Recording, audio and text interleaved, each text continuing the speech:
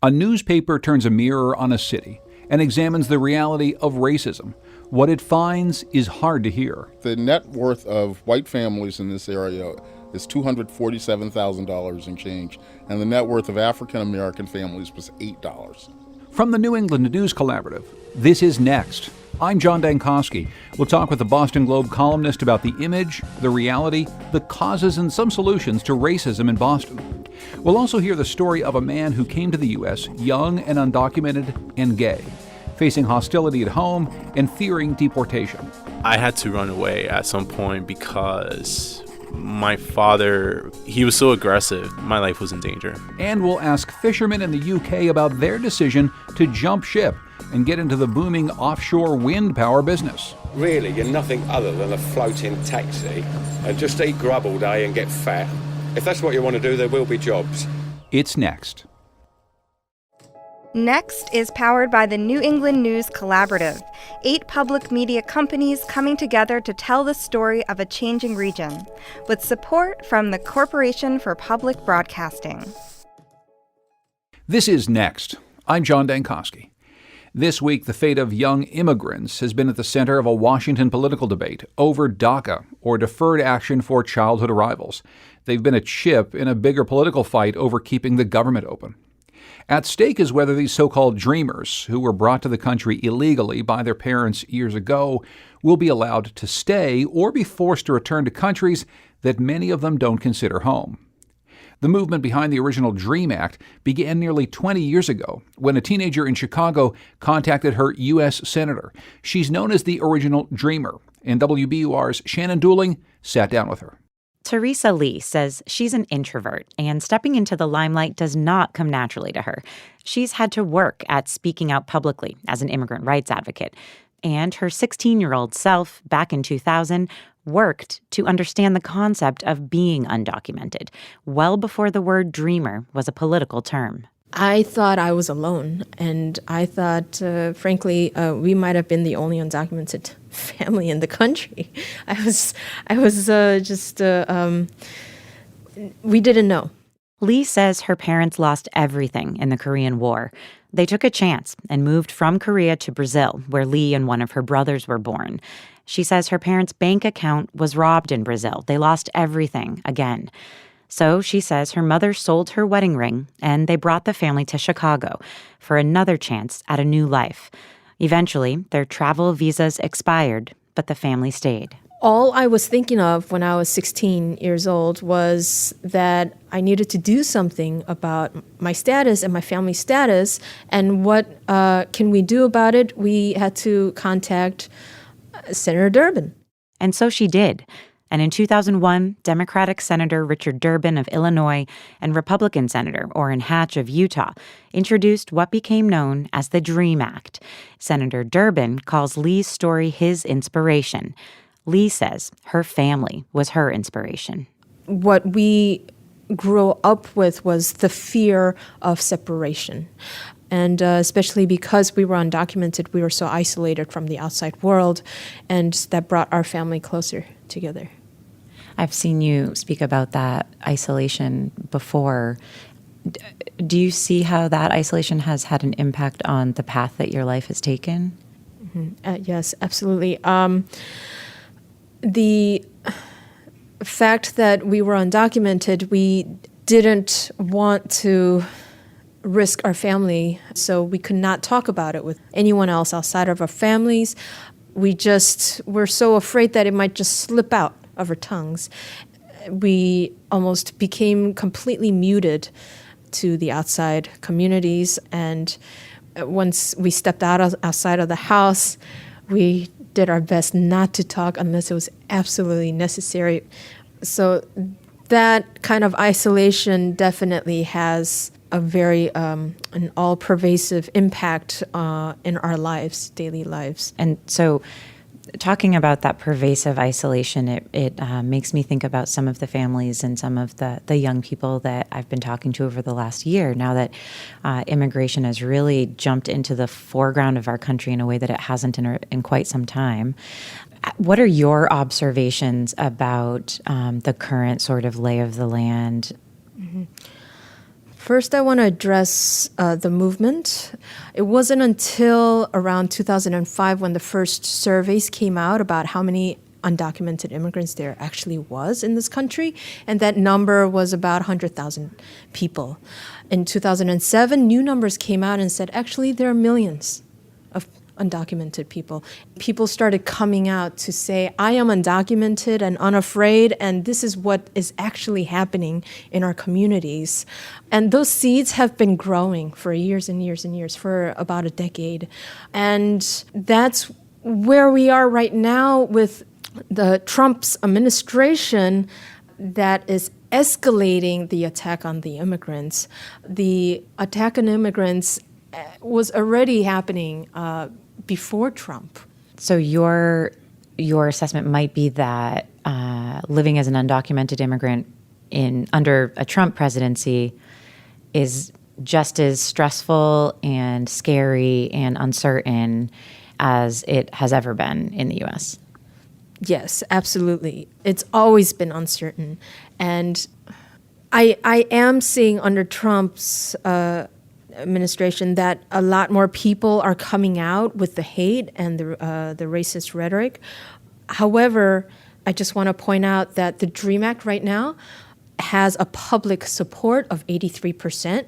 Public support happened because of the movement of the Dreamers coming out and sharing their stories. And now the public is understanding more that we are their neighbors and their friends and classmates and their teachers and coworkers. And that is a win for the immigrant community right now. We need real legislation passed to protecting the Dreamers and then eventually comprehensive immigration reform. What is your message then to current Dreamers who are living in that uncertain, unsure, anxious place right now? I think there is a lot of hope, and just looking at the percentage of how many people support us and the immigrant community, I hope that they will be encouraged and become active. That was one of the greatest things for me to discover, because we shared the same experience of growing up, living in the shadows. I realized that I was not alone. That's Tereza Lee, speaking with reporter Shannon Dooling. Lee is now an American citizen by marriage and is closely following the debate in Washington. Saul Grujan's family arrived from the Dominican Republic when he was 2 years old. For most of his childhood, he wasn't aware that they'd come without papers. His undocumented status became crucially important once Saul was a teenager, having come out to his family as gay. He encountered such hostility that it felt dangerous to stay at home. Saul was able to apply for a temporary visa through VAWA, the Violence Against Women Act. Saul told his story to New England Public Radio's Words in Transit project. I wasn't aware of being an immigrant and the emotional charges that came with it until I was in 8th grade. I was about to graduate from my middle school and they needed a baby picture of me, and I had a passport with the only baby picture that my parents had of me, and I cut that picture out of the passport and I showed it to my teacher, and everyone, meaning my classmates, they realized that I had the stamp of a permanent resident, so I wasn't legal in the country, and I didn't know what that meant. Terms like Social Security or permanent residency never came up when I was at home or at school, so I wasn't really aware of it until 8th grade. But I realized how important it was to have a Social Security number. My 10th grade year in high school, I went to a Scholar Institute program, and in order to qualify for scholarships, they needed my Social Security number, and that's when I asked my parents, and they told me that I didn't have one. Around my junior year, I became homeless because of my sexual orientation, and I was the only homosexual in the family, so it was odd Just the thought of liking other men was absurd. And my mother was a religious zealot, and my father was a male chauvinist, and homosexuality didn't really exist in religion or a male chauvinist like setting. It got physical. I started realizing that I didn't have to succumb to my parents' way, that I didn't have to live a double life. I read books. I read Beloved. I read The Why Oleander, and I started identifying myself with these characters who left their homes for certain reasons. And I had to run away at some point because my father, he was so aggressive to the point where my life was in danger, basically. And I really couldn't go far or do much because they instilled a fear in me that if immigration caught me, that I would be deported back to my country. So my actions were very limited. And luckily, I had friends that allowed me to stay with them. And they didn't really hesitate taking me in because they saw bruises and, other injuries on me that compelled them to help me. When I could no longer reside with my friends for fear of telling them that I was undocumented, I had to live in homeless shelters. And that was very traumatizing because there were other homeless that were different, that didn't have any interest in reading books, that didn't want to go to school, that whenever they heard the word college, it meant nothing to them. And teens that were angry and upset with their parents and not having a job and not having a place to stay and having to share a bedroom with 23 others. I didn't like that living situation. So that's when I called one of my high school mentors. I was in a program called Pathways to College. It's like a pre-college program for students who are located in urban settings and don't have much resources, and that could use the guidance of someone who knows about college and someone that can encourage you and push you to apply to institutions like the one that I'm in and other institutions that provide full financial aid regardless of whether you're legal or whether you can afford to attend that school. I called my mentor, and she had a network of people that were interested in helping me.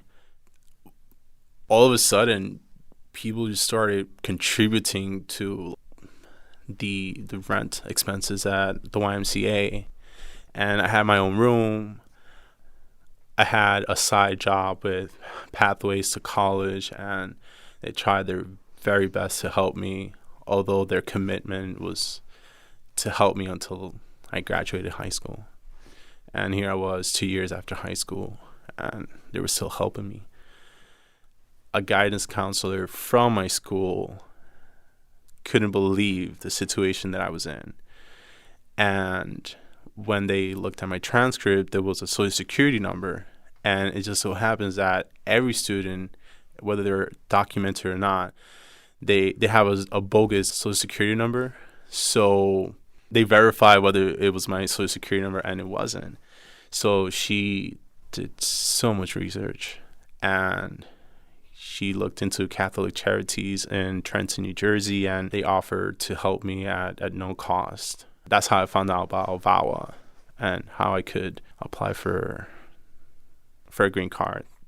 It was very difficult because they needed evidence of the domestic violence acts, from individuals that saw my parents hurting me at some point. So I needed at least 5 letters. And the most important one was from my sister, because she grew up with me and she saw too much of it, too much of the violence. And they really needed her testimony.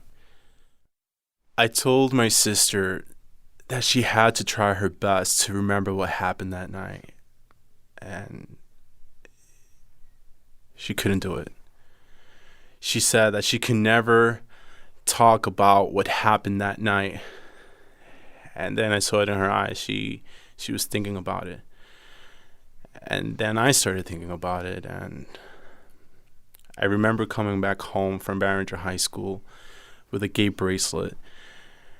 And my mother seeing me go into my room. When I came back out of my bedroom, my mom saw my wrist and asked me if she could pray for me. And I got nervous. I hesitated to move forward and to allow my mom to pray for me, but she just said, "Come, my son, I just want to pray for you."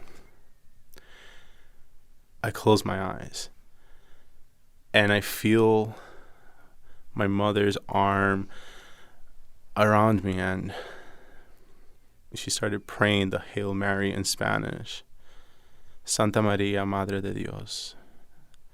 Santa María, Madre de Dios. Santa María, Madre de Dios, ruega por ella y nosotros los pecadores. And then all of a sudden, I felt olive oil dripping down from my forehead to my shirt. And I told my mom, "Mom, please, Mom, I'm your son. Didn't do this to me, please." And she said, "You are not my son, and you are not gay. And if you are gay, then this is what's going to happen to you." And then all of a sudden, my mother turned to the stove. She turned the stove on, lit a piece of paper on fire, and threw it on me. And then I yelled, "Johnny, I'm on fire! Johnny, please help me, I'm on fire!" And then all of a sudden, my sister just pushes me and slaps my mother and tells her, "You are not God, and you are not a good mother. Who do you think you are, trying to take the life of your own child?" And then all of a sudden, my sister turned to a cabinet. She took out a knife, and then she ripped my shirt open, and I freed myself from the fire. She thought about it. I thought about it. And I told her that she had to do it, that this was the only way that I was going to become legal. And she said, "Why don't you just marry a woman?" And I said, "What kind of man would marry a woman, being gay, and lie to her in the most important night of her life?" And she said, "You're right. I have to sign this." Saul Grujan recorded that story while he was a student at Amherst College, where he majored in Spanish and English. It was produced by Tema Silk and John Voci at New England Public Radio. You can hear more stories of immigrants from the Words in Transit podcast at nepr.net or wherever you get your podcasts. Coming up, Boston racism, image and reality. It's next.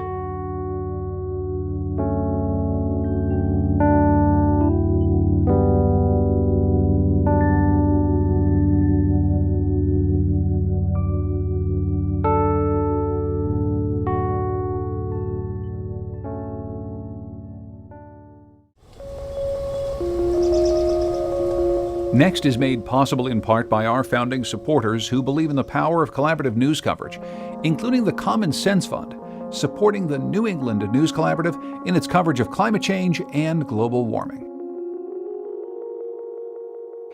About a year ago, we heard Boston Mayor Marty Walsh take a staunchly pro-immigrant stand in the face of President Trump's executive order pledging to strip funding from so-called sanctuary cities. Walsh said that people fearing deportation could live at City Hall if they wanted. But there's another group whose members don't always feel welcome in Boston: African Americans. Saturday Night Live cast member Michael Che brought this up before last year's Super Bowl when the Patriots were getting ready to play the Atlanta Falcons. I mean, I used to make fun of white guys getting upset at Kaepernick for protesting the national anthem, but now I get it. I'm exhausted too. For 3 hours, I just don't want to talk about any social issues or politics. I just want to relax, turn my brain off, and watch the blackest city in America beat the most racist city I've ever been to. Sport and race have long been a sore spot in the city of Boston, but the history goes deeper than that. Protests and riots around court-ordered school desegregation in the 1970s were an especially ugly time for African Americans in Boston. and it's a time that's left lasting scars. Some white students and parents opted to boycott rather than attend integrated schools.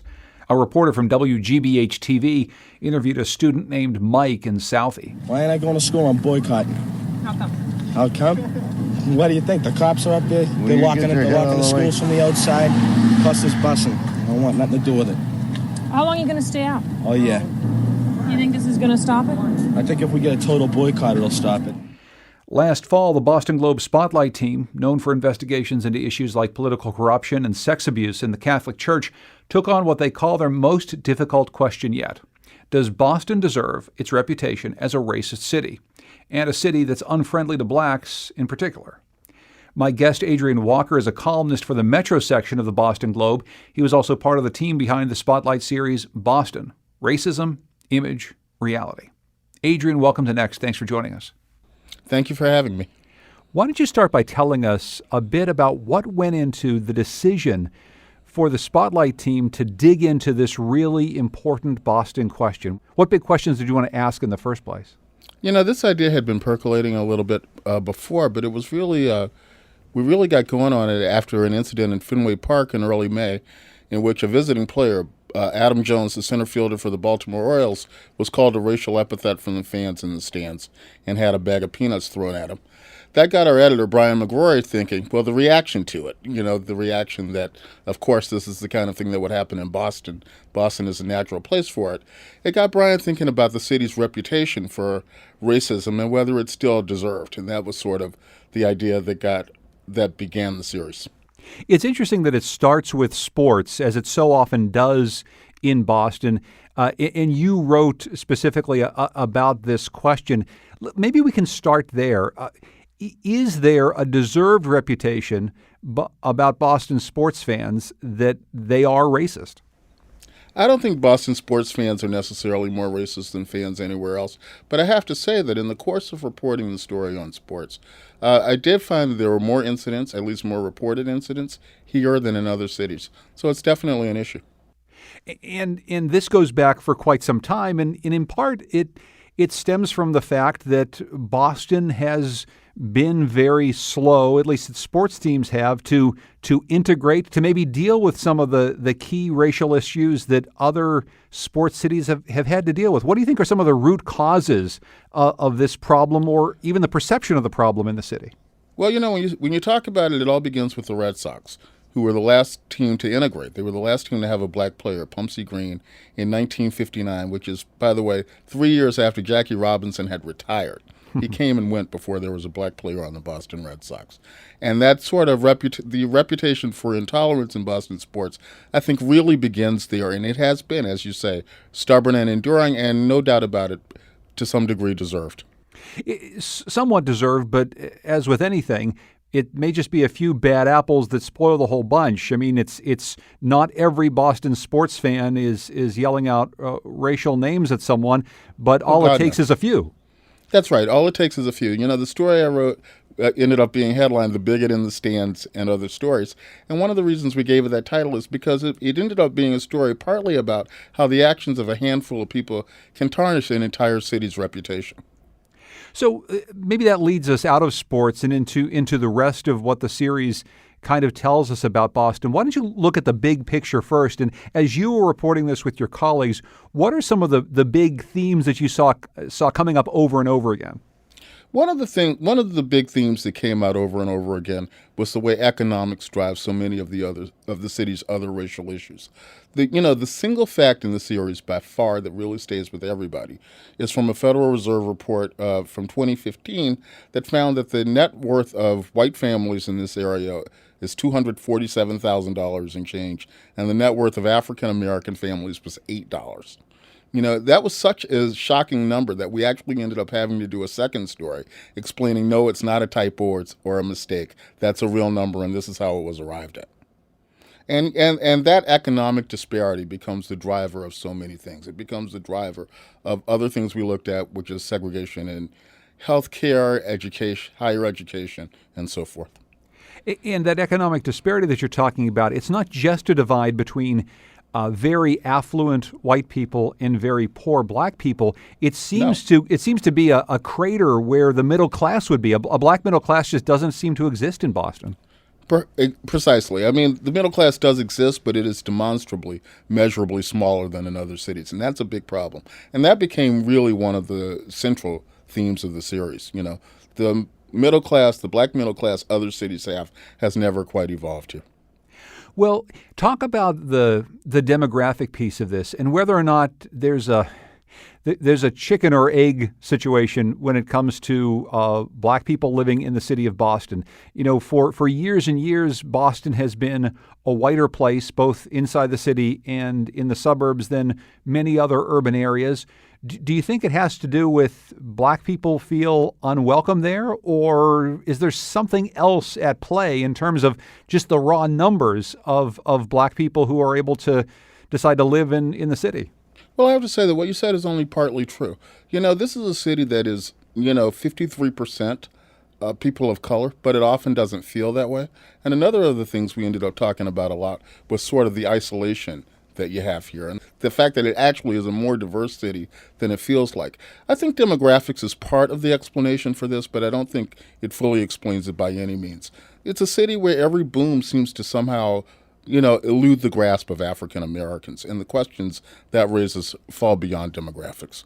Although it's certainly true that it's a very white area of the country, it's a very white state and region, and that's a factor. I mean, obviously Boston is going to have fewer black-owned businesses and fewer of a lot of things than a city like Atlanta or Washington or Chicago. But again, I don't think that fully explains it. You mentioned this boom that seems to elude residents of color in Boston. There's another one happening right now. It's down near the Seaport District, this whole waterfront area that was just, hey, when I lived in Boston 30 years ago, there was literally nothing there. And you write about this in your series that the city of Boston had a chance to build something for all Bostonians, but it really seems more white than any other part of the city. That's right. I mean, in the last 20, 25 years, the city has essentially built a new neighborhood from scratch. And by every measure, it's one of the whitest neighborhoods in town in terms of who lives there, who plays there, who works there, who's building the buildings there. It's really unbelievable. And it is a perfect example of how every boom in Boston seems to somehow elude the black community. Yeah, just a few homeowners in that entire new district who are African Americans. 3 mortgages, I believe. It was 3 or 4 mortgages out of hundreds that have gone to African Americans. That's amazing. So what do you think leads to that? I mean, is it about preference? Is it about choice? Is it about racial politics still at play? I mean, what leads to that kind of disparity?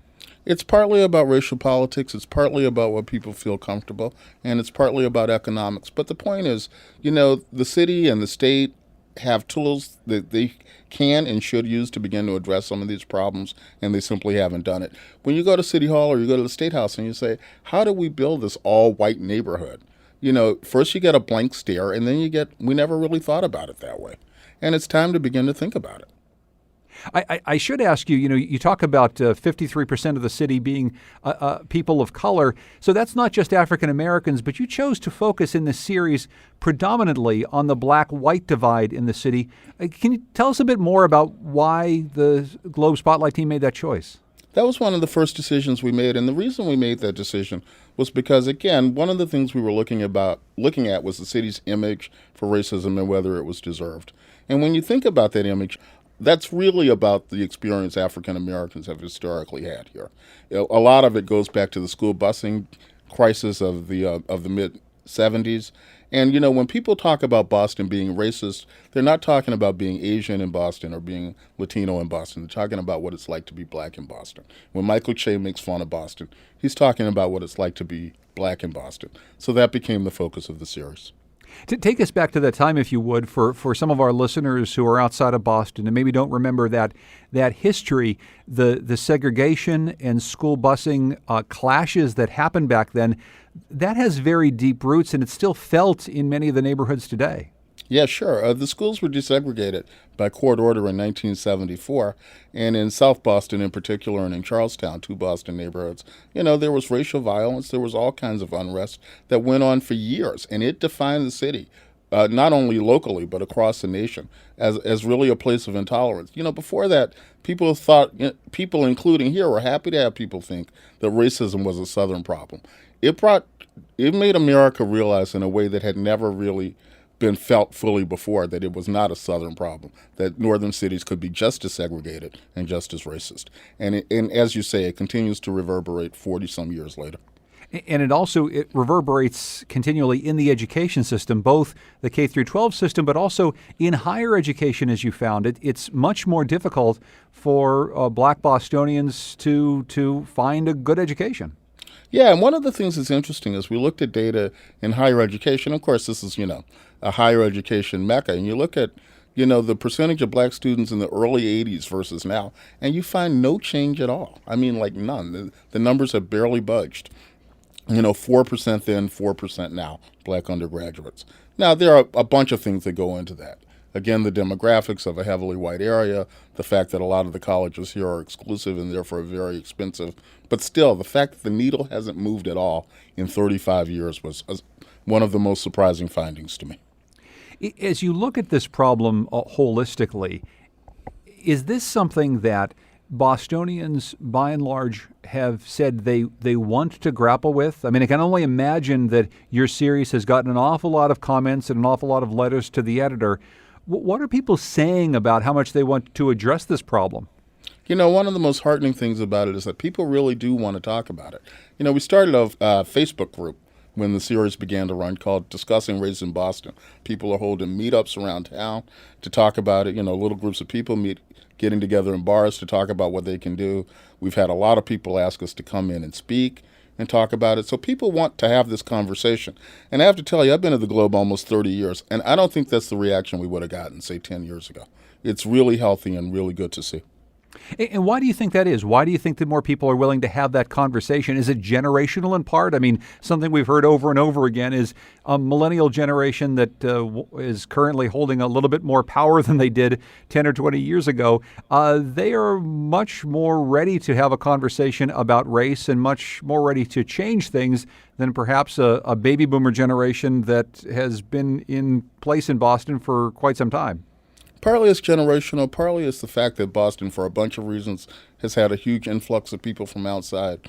But, for a combination of reasons, the reaction is much less defensive than it would have been a while back. I have to ask you about Boston's place in America, too. It's always been seen as this second city to New York, a little bit more provincial in terms of the way, whether it's sports fans talk about it or whether or not it's perceived in the national spotlight. Do you think that the perceived and real racism that you found in Boston holds the city back from being on par with a New York City or being all that it could be? There's no question that it holds the city back from being all that it could be. And, this goes back to your last question, too, about why people want to talk about it. This is something that people in Boston, I believe, want to begin to get past. What are some things that you see as potential solutions? As a columnist, as a reporter who's been working there for 30 years, you've probably encountered an awful lot of people trying to solve these problems. What do you see as some solutions here? Well, I think there are some political changes that would help. But I think the most important thing is that people are willing to engage the issue and begin to have the conversations, because even that has not happened previously. The solutions will be different in different areas. The last day of the series was a day of solutions in which we kind of took each of the 6 things we'd written about and talked about small things that would advance the city. Did you get some personal favorites, some things that people were talking about in the comments or with the Facebook group, some ideas that stuck with you?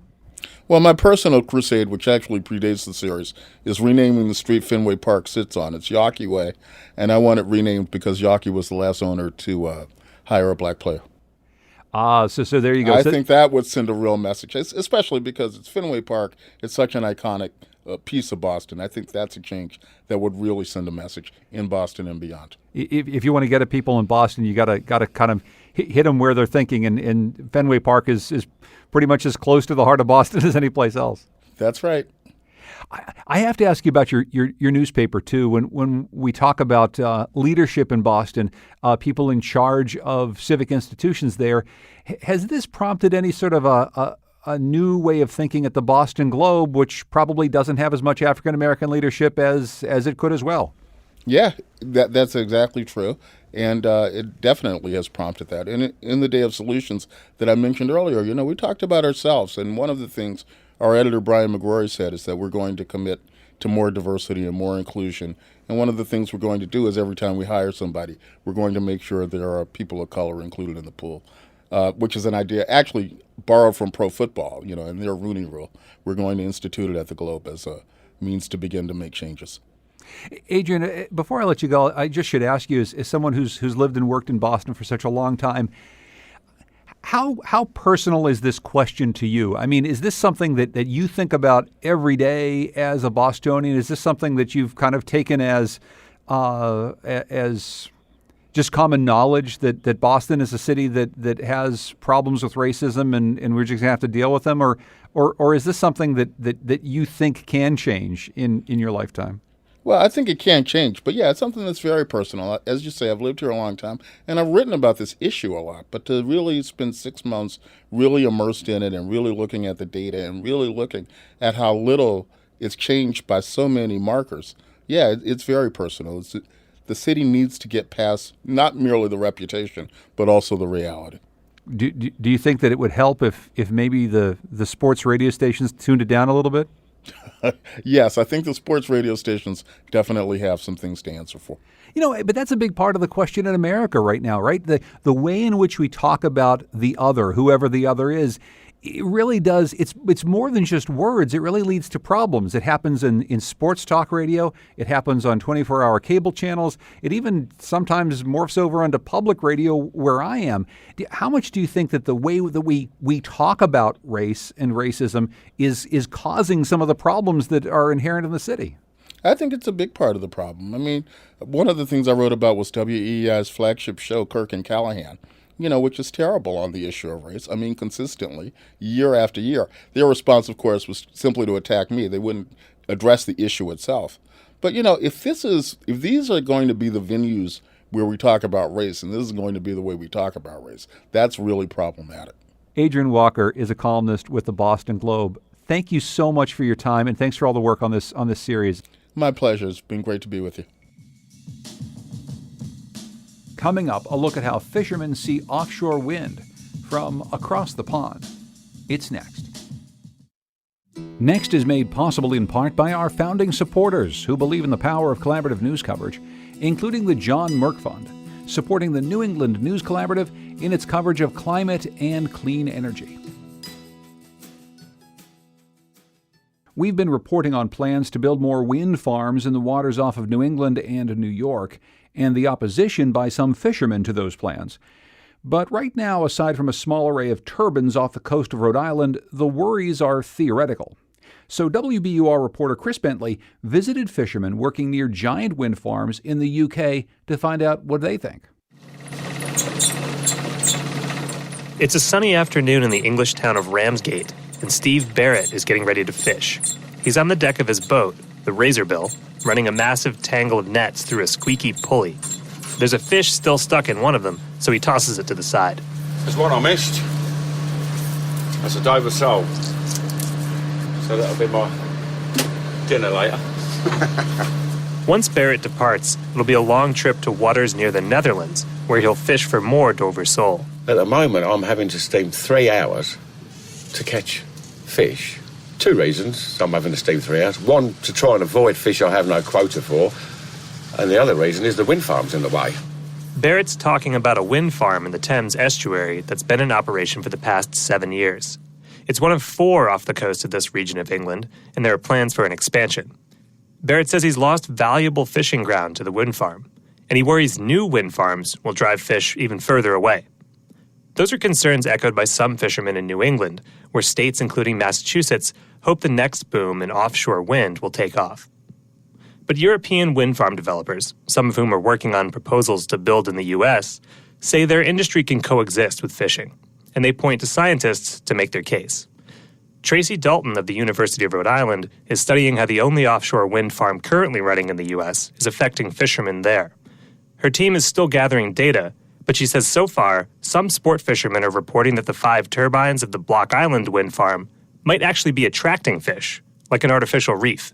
A lot of charter boat captains are now taking people out for tours of the wind turbines, or they're targeting, fish around the turbines. And so that's kind of an interesting change in how the area is being used. Dalton says commercial fishermen, on the other hand, are skeptical. There haven't been a lot of long-term studies of how wind farms affect fisheries after they're up and running. And the Block Island wind farm is just 5 turbines. Meeting Massachusetts' energy goals could mean hundreds more. That could make some parts of the East Coast look more like the English coast, where offshore wind farms are an increasingly common sight. From a seaside bluff in Broadstairs, another harbor just up the road from Ramsgate, you can just make out the north coast of France. And much closer, a row of wind turbines, the same farm fisherman Steve Barrett will head through later on his way to Dutch waters. That's where I meet John Nichols, who helps run the local Fishermen's Association. He says 10 years ago, fishermen here thought offshore wind was a pipe dream. By the time they got together to oppose it, it was too late. Nichols says New England's fishermen shouldn't waste time fighting wind farm developers. Instead, he says, they should form fishermen's associations to increase their bargaining power. You can't work against them, you've got to work with them. But if you're one fisherman going to a developer, he won't have any time for you. If you're, in our case, 40 plus boats, then they will listen to you. And I think that's the most important thing. Strong, they can be small, but strong associations. As the offshore wind industry has ballooned in the UK, the reaction from some British fishermen has been, if you can't beat them, join them. Jason Parrott used to fish out of Ramsgate as a skipper for 2 vessels, but found himself without a job when the owner of the boats sold them off one day 7 years ago. And basically, he told me overnight that he was selling both boats. What did you think when you heard that? I was sick, worry, no money for the family, bills to pay. Within the hour, he says he was texting a friend who worked with one of the new wind companies in town. He landed a job with a wind farm catamaran, ferrying technicians out to the turbines for daily maintenance. Parrott says he used to love living off the sea. So while driving a wind farm vessel is more stable than the boom and bust of being a commercial fisherman, he's missing something in his new job. The main aspect of it was the boredom. When we actually dropped the technicians off, we're out there for 8 hours. And even though they're magnificent, luxurious boats, you're still sitting there. And I was always active. The others were all used to it. They could sit there all day with a DVD. That was the hardest transition for me. Back at the harbor in Ramsgate, another wind farm vessel pulls into port down the pier from Steve Barrett, who's almost ready to go out for the evening. Barrett says he'll never take a job with the wind farms, like Parrott and many of his former colleagues have. And he has this advice for fishermen in New England thinking of jumping ship. Really, you're nothing other than a floating taxi. And just eat grub all day and get fat. If that's what you want to do, there will be jobs. If you want to be a fisherman for the next 20, 30 years, or however long it is, I suggest you and your community oppose it at every stage possible. Some fishermen in the U.S. are taking their fight to court. In September, a group of fishing organizations sued to stop a wind farm planned off the coast of New York. For Barrett's part, he says he's done fighting. Like a lot of older fishermen, he's gotten used to dealing with change, even sharing the ocean with wind farms. As he nears retirement, there aren't many younger fishermen left in Ramsgate to replace him. But wind farm technician? That's a growth industry. That's Chris Bentley reporting. If jobs in the new energy economy are seen as part of a growth industry, many in traditional farming communities have seen their way of life shrinking. In Maine's northern Aroostook County, the acreage for potato farming has shrunk over the last 50 years, and technology has reduced the demand for labor. That's a big deal for the high school students there who've traditionally taken a 3-week break from classes each fall to harvest potatoes. With far fewer teenagers now working in the fields, the school board in the town of Presque Isle is looking at a new approach that could end the tradition of the October break and bring the harvest into the classroom. Robbie Feinberg of Maine Public Radio reports. We haven't set up to do any loading, Farmer Brent Buck walks through a sea of potatoes inside a large storage facility in Mapleton, a few miles outside of Presque Isle. The team at Buck's family farm harvests close to 300 acres of potatoes over 3 weeks every October and stores them all here. This is the first year since we built it in '82 that we didn't fill all of our bins. For decades, the workers here have included high schoolers, as many as 20 local teenagers who sorted through rocks, drove trucks, and transported potatoes from the fields during their harvest break. A 3-week break for high schoolers that's largely unique to Aroostook County. It's a tough job, but Buck says it teaches students the value of hard work in ways that they can't learn in a classroom. I've had a lot of kids tell me the first week that they would never do this again when they were done. But almost always, come the third week when harvest is starting to wind down, they always come over and will mention, I'd like to be on the list for next year. I'd like a job again. But with changing demographics and a smaller harvest, Buck now only employs 3 or 4 students a year. It's transitioned. We have bought more equipment to do some of the jobs because we have determined that, in some aspects it's harder to find kids that want to work. And as fewer students take part in the harvest, many schools are now reassessing the value of the break. Good evening and welcome to the SAD1 board workshop. The topic was front and center earlier this week at a school board workshop for SAD1, the school district for the Presque Isle area. The workshop was designed as a sort of public debate. 5 community members spoke in support of the break and 5 against. The small conference room at the high school was packed with parents and community members. Local farmers were out in full force. Among them, Kim Hempel, who praised the harvest break and what it taught kids. Self-discipline, responsibility, being punctual are just a few traits that are learned by working harvest. And potato grower Cole Staples says he believes it's a tradition that must be preserved. And to take that unique opportunity from these kids, I can't imagine taking something like that away. But educators and community members said the school board needed to face the changing times. According to a survey from the school district, only about 15% of Presque Isle High School students contributed to harvest work during last year's break. And local officials say that the harvest break actually affects students in negative ways. The school year starts in early August, one local recreation official pointed out, so many students miss out on up to 2 weeks of summer programming. And one teacher said that it takes a lot of time to get students back on track after 3 weeks off. And Presque Isle parent Frank Bemis says it's hard to figure out what to do with his children during harvest break. And we find it to be a struggle to manage the kids on these off-kilter schedules. Things are a little different for that. Trying to do that, we do some more latchkey type stuff where you leave the youngest home, and I've talked to other parents and they have similar issues. You have one kid in high school who might be helping out, and that kid, you're going to leave the younger kid home. Those issues have prompted other Aroostook towns to end harvest break. In recent years, the towns of Holton and Hodgdon eliminated their breaks, though the schools say they still accommodate students who want to work during the harvest. In Presque Isle, however, it appears that the board may be looking at a different educational model that would incorporate harvest work into the school curriculum. One parent proposed that the district design a cooperative program that would let students get school credit for their work on the farm. Superintendent Brian Carpenter is developing a version of that plan right now to present to the board in February. Meanwhile, back at his farm in Mapleton, Brent Buck says he knows that times do change. But he says he still doesn't want to see the tradition and hard work of harvest break go away. It's a changed environment, and, I've got a nephew and 2 nieces that are they're elementary or middle school, and my hope is that same opportunity to, be a part of something is there for them. SAD1's school board will decide that question over the next few months. That's Robbie Feinberg reporting. Next is produced at WNPR by Andrea Maraskin. The executive producer is Katie Tolarski. Production help this week from Annie Sinsavar. Our theme music is by composer Todd Merrill. You can hear more of his music at toddmerrill.com. Thanks also to Goodnight Blue Moon for their song, New England. If you like this week's show, you can follow our Facebook page at Next New England. We've got stories from around the region, some videos, and a lot more, go to facebook.com/nextnewengland. The New England News Collaborative is funded in part by the Corporation for Public Broadcasting, with support from Douglas Stone and Mary Schwab Stone through the Smart Family Foundation of New York and the Melville Charitable Trust.